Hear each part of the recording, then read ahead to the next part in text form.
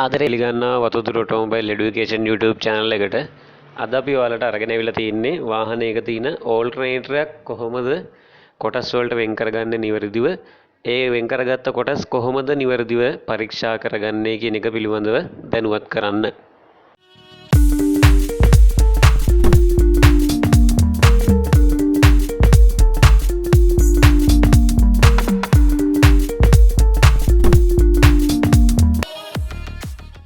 ආදරේ මතක් කරනවා අපිව තාම subscribe කරලා නැත්නම් subscribe කරන්න ළඟම තියෙන bell icon එක click කරන්න අපි දාන අලුත් වීඩියෝ ඒ වෙලාවෙම ඔයාලට බලා ගන්න පුළුවන්. හරි. අද මේ පැට්‍රිකල් එකෙන් පෙන්වන්න හදන්නේ ඕල්ටර්නේටර් එකක් කොටස් වලට කොටස් කියන්නේ ඕල්ටර්නේටර් එකේ තියෙන කොටස් මොනවද ඕල්ටර්නේටර් එක කොටස් වලට ගලවලා කොටස් පරීක්ෂා කරන්නේ කොහොමද කියන එක තමයි මේ වීඩියෝ එකෙන් පෙන්වන්න හදන්නේ. එතකොට මේ තියෙන්නේ ඕල්ටර්නේටර් එකක් වාහනයකින් එළියට ගලවලා ගනිපු ඕල්ටර්නේටර් එකක්. එතකොට මම කිව්වා ඕල්ටර්නේටර් එක ගලවන්නේ සාමාන්‍යයෙන් පිටිපස්සේ ඉඳන්. ඒ කියන්නේ ප්‍රොටෙක්ටිව් කවර් එක පැත්තේ ඉඳන් තමයි අපි ඕල්ටර්නේටර් එක ගලවගෙන එන්නේ. හරිද? එතකොට මම දැන් ඕල්ටර්නේටර් ප්‍රොටෙක්ටිව් කවර් එක පැත්ත ගන්නවා. ප්‍රොටෙක්ටිව් කවර් එක කියලා කියන්නේ මෙන්න මේ කොටස. දැන් මම මේක ගලවගෙන යන්නයි හදන්නේ. right?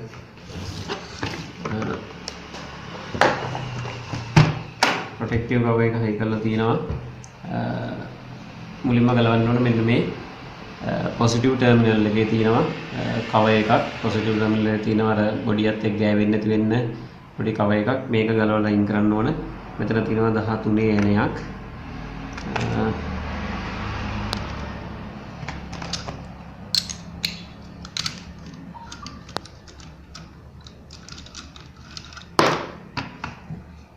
ඇණයක් ඊට පස්සේ තියෙනවා 10 ඇණයක් 10 වෙන නට් එකක් right 10 නට් එකක් ගෙලෙවර පස්සේ මේ ප්ලාස්ටික් කොටස අයින් කරගන්න පුළුවන් ඊට පස්සේ මෙතන තියෙනවා අටේ නට් තුනක් මේ අටේ නට් තුන අයින් කරගන්න ඕන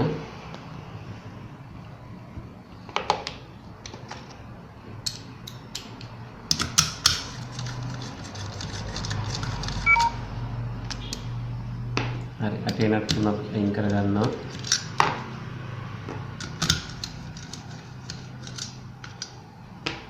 අටේ නට් තුන අයින් කරගත්ත පස්සේ මේ ප්‍රොටෙක්ටිව් කවර් එක ගලවලා අයින් කරන්න පුළුවන් ඊට පස්සේ අපිට තියෙන්නේ මේක ගලවන්න රෙගියුලේටර් එක ගලවලා අයින් කරන්න ඕන ඩයෝඩ් ප්ලේට් එක තියෙනවා ඩයෝඩ් ප්ලේට් එක අයින් කරගන්න ඕන බ්‍රෂ් ඇන්ඩ් බ්‍රෂ් හෝල්ඩර් එකත් අපිට රෙගියුලේටර් එකත් එක්කම අයින් කරගන්න පුළුවන් නැත්නම් වෙනම අයින් කරගන්නත් පුළුවන් ඊළඟට මම ගලවන්න යන්නේ රෙගියුලේටර් එකේ බ්‍රෂ් හෝල්ඩර් දෙකම එකට ගලවන්න තමයි යන්නේ මෙන්න මෙතන යන දෙයක් තියෙනවා මේ දෙක ගලව ගන්නවා ස්ක්‍රූ ඩ්‍රයිවර් එකෙන්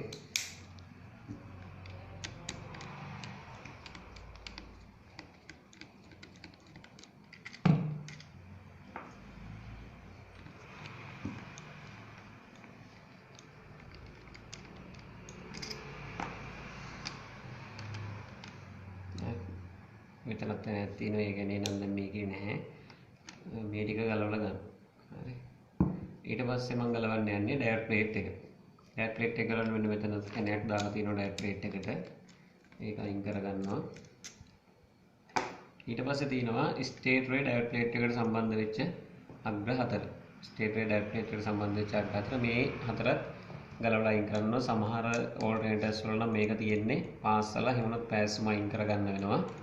මේක නම් තියෙන්නේ ඇන දාලා තමයි තියෙන්නේ මම මේ ඇන ටික ගලවලා අයින් කරනවා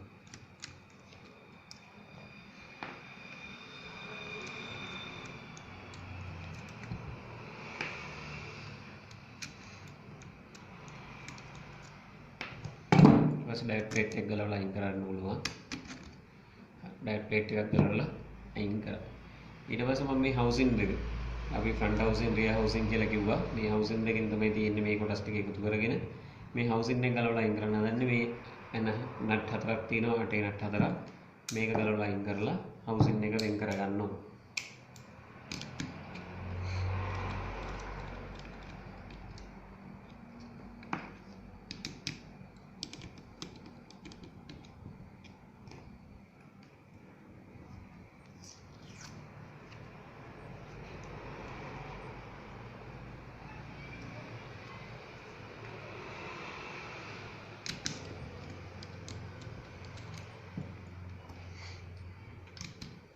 නට් හතර අයින් කරා.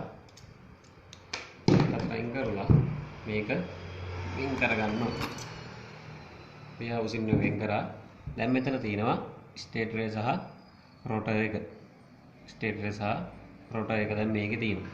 එතකොට මම මේක මෙතනින් තවත් ස්ටේටර් වෙන් කරන්න යන්නේ නැහැ. මොකද අපිට දැන් මෙහෙම තියෙද්දි මේ කොටස් ටික වෙන වෙනම පරීක්ෂා ස්ටේටර් පරීක්ෂා කරගන්න පුළුවන් සහ රෝටර් එක වෙනම පරීක්ෂා කරගන්න පුළුවන්. හරිද?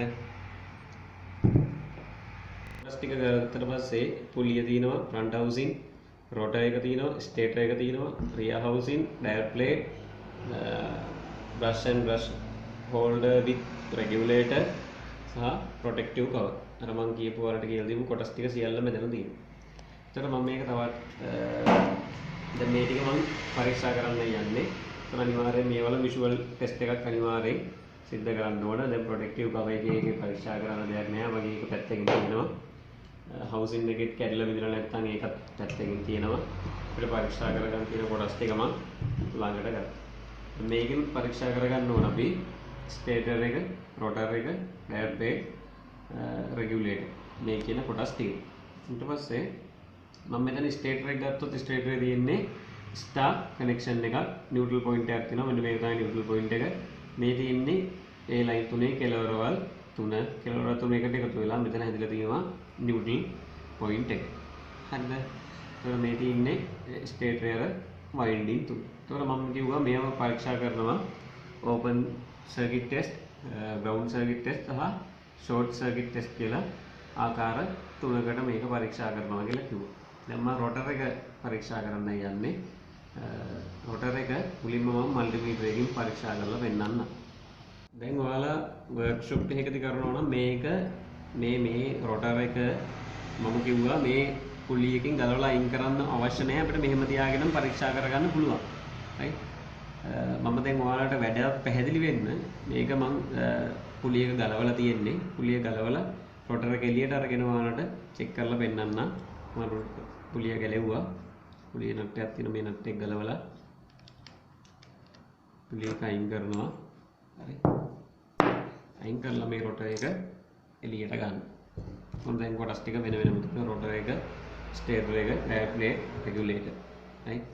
දැන් මම මුලින්ම රෝටර් එක තමයි පරීක්ෂා කරන්න යන්නේ මල්ටිමීටරෙන්. මේ කොටස් ටික අයින් කරලා මම රෝටර් එක ගත්තා ළඟට. රෝටර් එක අරගෙන මල්ටිමීටරෙත් ගන්නවා. මල්ටිමීටරේ දානවා ඕම් ස්කේල් එකට දාන්න පුළුවන්, නැත්නම් බසර් එකට දාලා ගන්න පුළුවන්. මම ඕම් ස්කේල් එකට දාලා දෙන්නම්. ඕම් ස්කේල් එකට දාලා මුලින්ම ටෙස්ට් අග්‍ර දෙක ටිකක් එකතු කරලා බලන්න ඕන මල්ටිමීටරේ වැඩ කරනවද කියලා. මල්ටිමීටරේ වැඩ. දැන් මේකේ ඕපන් සර්කිට් ටෙස්ට් එක බලන්න මේ කොයිල් එක සම්බන්ධලා තියෙන්නේ මෙතන මේ ස්ලිප් රිම් දෙකට. එහෙනම් මේ ස්ලිප් රිම් දෙකට මල්ටිමීටරේ තිබ්බට පස්සේ ඕම්ස් අගයක් පෙන්වනවා 2.5යි ඕම්ස් කියලා. එහෙනම් මේ ඕම්ස් අගයක් පෙන්වන්නේ මේ රෝටර් කොයිල් එක ඩැමේජ් වෙලා නැත්තම්. ඊට පස්සේ එක අග්‍රයකට තියලා ස්ලිප් රිම් එකකට තියලා මේ බොඩි එකට තියලා බලනවා. මේක බලන්නේ ග්‍රවුන්ඩ් සර්කිට් ටෙස්ට් එක. එතකොට මේ ෂාෆ්ට් එකට කොහෙට හරි හැමතැනම තියලා බලනවා මේ කොයිල් එක ග්‍රවුන්ඩ් වෙලාද කියලා. දැන් ග්‍රවුන්ඩ් වෙලා නම් අගයක් පෙන්වන්න ඕන. දැන් මේක ග්‍රවුන්ඩ් වෙලා නැහැ. හරිද? ඊට පස්සේ ෂෝට් සර්කිට් ටෙස්ට් එක බලන්න මම කිව්වා මේ ඕම්ස් අගය බලන්න ඕන. රෝටර් එකේ තියෙන ඕම්ස් අගය. එහෙනම් මෙතනට තියලා ආයි බලනවා ඕම්ස් කීයද? 2.6යි නැත්නම් 2.7ක් වගේ වෙන්නවා. මම කිව්වා ඕම්ස් 3ක් 5ක් අතර තියෙන ඕන 12 වෝල්ට් එකක් නම් 2.7ක් කියන එක ගැටලුවක් නෑ. 3ට ආසන්න අගයක්. ඒ හින්දා ලොකු ගැටලුවක් නැහැ මේකේ. 2.7ක් කියන්නේ මේ රෝටර් කොයිල් එක හොඳ තත්ත්වයේ තියෙනවා. මම දැන් රෝටර් එක චෙක් කරන්න යන්නේ ටෙස්ට් ලැම්ප් එක සහ බැටරියක් ආධාරයෙන්. ටෙස්ට් ලැම්ප් එකේ එක කෙලවරක් මම බැටරිය ඍණාග්‍රයට සම්බන්ධ කරගත්තා. බැටරිය ධනාග්‍රයෙන් වයර් එක සම්බන්ධ කරලා ස්ලිප් රින් එකකට තියෙනවා. ටෙස්ට් ලැම්ප් එක අනිත් පැත්තෙන් ස්ලිප් රින් එක අනිත් ස්ලිප් රින් එකට තියෙනවා. දැන් ටෙස්ට් ලැම්ප් එක පත් වෙනවා. ඒක කියන්නේ මේ රෝටර් කොයිල් එක හොඳ තත්ත්වයේ තියෙනවා. ග්‍රවුන්ඩ් සර්කිට් ටෙස්ට් එක බලන්න එහෙම අග්‍රය තියාගෙන ටෙස්ට් ලැම්ප් එක තියෙනවා. රෝටර් ෂාෆ්ට් එකට නැත්නම් පෝල් ෂූ එකට තියලා බලනවා. ටෙස්ට් ලැම්ප් එක පත් වෙන්නේ මේ රෝටර් කොයිල් එක හොඳ තත්ත්වයේ තියෙනවා. ග්‍රවුන්ඩ් වෙලා නැහැ. ෂෝට් සර්කිට් ටෙස්ට් එක බලන්න ටෙස්ට් ලැම්ප් එකක් අවශ්‍ය වෙන්නේ නැහැ. දැන් මොකද ෂෝට් ටෙස්ට් එක බලනකොට වයර් දෙකක් ඕන ධනෙල්නේ එක වයර් එකක් තියාගන්නවා ස්ලිප් රින් එකකට අනිත් වයර් එක මේ විදියට ස්පාර්ක් කරලා බලන්න. දැන් ඔයාලට පේනවා ඇති එන්නේ ආලෝක නිල් පාට එළියක් තමයි එන්නේ. එන එළිය නිල් පාට එළියක්. හරි.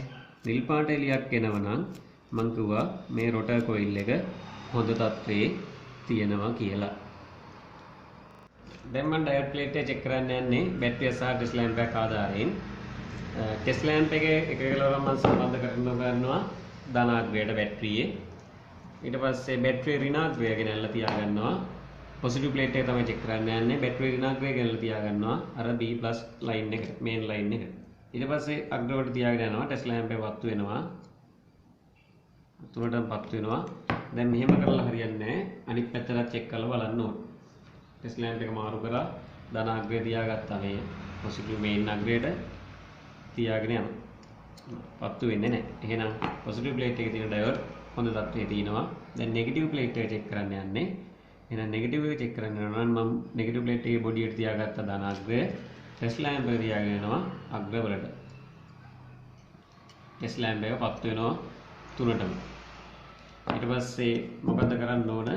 ටෙස්ට් ලැම්ප් එක අග්‍ර දෙක මාරු කරලා චෙක් කරන්න ඕන. ඍණ තියාගත්ත ප්ලේට් එකට චෙක් කරගෙන යනවා. පෙන්වන්නේ නැහැ. එහෙනම් නෙගටිව් ප්ලේට් එකේ තියෙන ඩයෝඩුත් හොඳ තත්ත්වයේ තියෙනවා. ඊළඟට ස්ටේටර් කොයිල් එක චෙක් කරන්න යන්නේ. ස්ටේටර් කොයිල් එක චෙක් කරන්නේ ඕපන් සර්කිට් එකකින් මල්ටිමීටරේ ඕම්ස් වලටම දාලා ස්ටේටර් කොයිල් එකේ නියුට්‍රල් පොයින්ට් එකට එකක් ගයක් තියාගෙන අනිත් ඒවට තියලා බලනවා. ඕම්ස් එකක් පෙන්නනවා. ඒකෙත් ඕම්ස් එකක් පෙන්නනවා. මේකෙත් ඕම්ස් එකක් පෙන්නනවා. ඒ කියලා කියන්නේ මේ ස්ටේටර් කොයිල් එක ඕපන් වෙලා නැහැ කොහෙවත් හොඳ තත්ත්වයේ තියෙනවා. ඊට පස්සේ නියුට්‍රල් පොයින්ට් එකටම තියාගෙන ස්ටේටර් එකක් ගයක් තියෙනවා නියුට්‍රල් පොයින්ට් එකට අනිත් අග්‍රේ තියෙනවා ස්ටේටර් කෝ එකට නැත්නම් බොඩි එකට. තියලා බලනවා ඕම්ස් එකක් පෙන්වන්නේ නැහැ. එහෙනම් මේ කොයිල් එක ග්‍රවුන්ඩ් වෙලත් නැහැ. ෂෝට් සර්කිට් ටෙස්ට් එක කරන්න මම කිව්වා අනිවාර්යයෙන් මොකද්ද කරන්න ඕනේ මේ නියුට්‍රල් පොයින්ට් එක වෙන් කරන්න ඕන ගලවලා වෙන් කරන්න ඕන කොයිල් තුන වෙන් කරගන්න ඕන. දැන් මේක විතර මේවා ඊයම් අයින් කරන්න යන්නේ සාමාන්‍යයෙන් ගලවද්දි බලනවා මේවා කළු වෙලාද නැත්නම් කරගඳක් එනවද කියලා විෂුවල් ඉන්ස්පෙක්ෂන් එකෙන් බලනවා කොයිල් එක ඩැමේජ් වෙලාද කියලා ෂෝට් වෙලාද කියලා. එහෙම නැත්නම් අපි මේවා සාමාන්‍යයෙන් ගලවන්න යන්නේ නැහැ. හරි ක්‍රමයට ෂෝට් ටෙස්ට් එක බලනවා නම් නියුට්‍රල් පොයින්ට් එක ගලවන්න ඕනේ. ඊට පස්සේ ටෙස්ට් ලැම්ප් එකේ කිනුයි බැටරිය කිනුයි අපි කරනවා නම් ටෙස්ට් ලැම්ප් එකයි බැටරිය ඍණාග්‍රයට සම්බන්ධ කරගත්තා. බැටරිය ධනාග්‍රය නියුට්‍රල් පොයින්ට් එකට මම තියාගන්නවා. ටෙස්ට් ලැම්ප් එක තියාගෙන යනවා මේ කොයිල් අග්‍ර තුනට. පෙන්නනවා. ඒ කියලා කියන්නේ මේක ඕපන් තත්ත්වයේ නැහැ. බොඩියට තියෙනවා. බොඩියට තිබ්බහම පෙන්නනවා නම් ඕපන් ෂෝට් ග්‍රවුන්ඩ් වෙලා තියෙන්නේ. දැන් ග්‍රවුන්ඩ් තත්ත්වයේ වෙලාත් නැහැ. හරි. ෂෝට් ටෙස්ට් එක කරන්න නම් අනිවාර්යෙන් නියුට්‍රල් පොයින්ට් එක ගලවන්න මම ඉස්සෙල්ලා කිව්වා. නැත්නම් විෂුවල් ටෙස්ට් එකකින් බලා ගන්නවා මේක ෂෝට් වීමකට ලක් වෙලාද කියලා. ඊළඟට මම චෙක් කරන්න යන්නේ ඩයෝඩ් ප්ලේට් එක මල්ටිමීටර් එකකින් තමයි චෙක් කරන්න යන්නේ. මල්ටිමීටරේ දාගන්නවා මම මේකේ මට මගේ මල්ටිමීටරේ තියෙන ඩයෝඩ් කියලා චෙක් කරන්න තන. එතනට දාගෙන මේ සිලෙක්ටර් ස්විච් එකෙන් සිලෙක්ට් කරගන්නවා ඩයෝඩ් වලට. ඩයෝඩ් වලට චෙක් කරගෙන මම කිව්වා මේ තියෙන්නේ B+ අග්‍රය නැත්නම් බැටරියට යන ලයින් එක. මම එතනට පොසිටිව් ප්ලේට් එක තමයි දැන් චෙක් කරන්න යන්නේ. මේ තියෙන පොසිටිව් ප්ලේට් එක, මේ උඩ තියෙන නෙගටිව් ප්ලේට් එක. පොසිටිව් ප්ලේට් එක චෙක් කරන්න යාමේදී B+ ලයින් එකට තියාගන්නේ කළු අග්‍රේ මල්ටිමීටරේ. මේ ස්ටේටර් සම්බන්ධ වෙන ලයින් වලට තියාගෙන යනවා. අගයක් පෙන්නනවා. මෙතනටත් පෙන්නනවා. මෙතනටත් පෙන්නනවා. මෙතනට පෙන්නන්නේ නැහැ. ඇයි එතනට පෙන්නන්නේ නැත්තේ? අපි අනිත් පැත්ත හරවලා බලුවොත් එතන තමයි නියුට්‍රල් පොයින්ට් එක හයි වෙලා තියෙන්නේ. නියුට්‍රල් පොයින්ට් එකට ඩයෝඩ් මොකුත් දාලා නැහැ. එයා නිකන් තමයි එතනට හයි කරලා තියෙන්නේ. අර පේස් තුනට තමයි මේ ඩයෝඩ් සම්බන්ධ කරලා තියෙන්නේ. මේ තියෙන්නේ මේ ඩයෝඩ් කියන දේ. හරිද? ඊට පස්සේ ඒ විදිහට පෙන්නුවා කියලා ඩයෝඩ් හොඳයි ටික තීරණය කරන්නේ නැහැ. අග්‍ර දෙක මාරු කරලා චෙක් කරලා බලනවා. එකකටවත් රීඩින් එකක් පෙන්වන්නේ නැහැ. එහෙනම් පොසිටිව් ප්ලේට් එකේ තියෙන ඩයෝඩ් හොඳ තත්ත්වයේ තියෙනවා. දැන් නෙගටිව් ප්ලේට් එක චෙක් කරන්න යනවා. මම නෙගටිව් ප්ලේට් එකේ එර්ත් වෙන තැනට ප්ලේට් එකට තියාගන්නවා රතු අග්‍රය. මේවට තියාගෙන යනවා. එකකට පෙන්වනවා. එකකට පෙන්වනවා. මේකටත් පෙන්වනවා. අග්‍ර දෙක මාරු කරලා බලනවා. මෙතනට පෙන්වන්නේ නැහැ. මෙතනට පෙන්වන්න දෙන්නේ නැහැ. මෙතනට පෙන්වන්න දෙන්නේ නැහැ. එහෙනම් නෙගටිව් ප්ලේට් එකේ තියෙන ඩයෝඩුත් හොඳ තත්ත්වයේ තියෙනවා. මේ තියෙන්නේ දැන් අපි ගලවපු ඉලෙක්ට්‍රොනික රෙගියුලේටර් එක. මෙතන තියෙනවා මෙකැනිකල් රෙගියුලේටර් එකක්. මේ දෙකෙන්ම කරන්නේ පාලනය කිරීමක් සහ charging indicator off කිරීමේ කාර්යය තමයි මේ දෙකෙන්ම සිද්ධ කරන්නේ. එතකොට දැන් අපි දැනගත්තා ඕල්ටර්නේටර් තියෙන අනිත් කොටස් චෙක් කරන්නේ කොහොමද කියලා. ඊළඟට මම කියලා දෙන්නම් කොහොමද ඉලෙක්ට්‍රොනික රෙගුලේටර් සහ මෙකැනිකල් රෙගුලේටර් චෙක් කරන්නේ කියලා. තව වීඩියෝ එකකින් මම මේ වීඩියෝ එක ඊළඟට ඔයාලට දාන්නම් මේ දෙක කොහොමද නිසියාකාරව පරීක්ෂා කරන්නේ කියලා. අපිත් එක්ක රැඳී හිටියට බෙහෙවින්ම ස්තුතියි. මේ වීඩියෝ තව කෙනෙකුට බලන්න ෂෙයා කරන්න, ලයික් කරන්න, කමෙන්ට් කරන්න. අපි ඊළඟ අලුත් වීඩියෝ එකකින් හම්බෙමු. එහෙනම් ඔබට ජයෙන් ජය.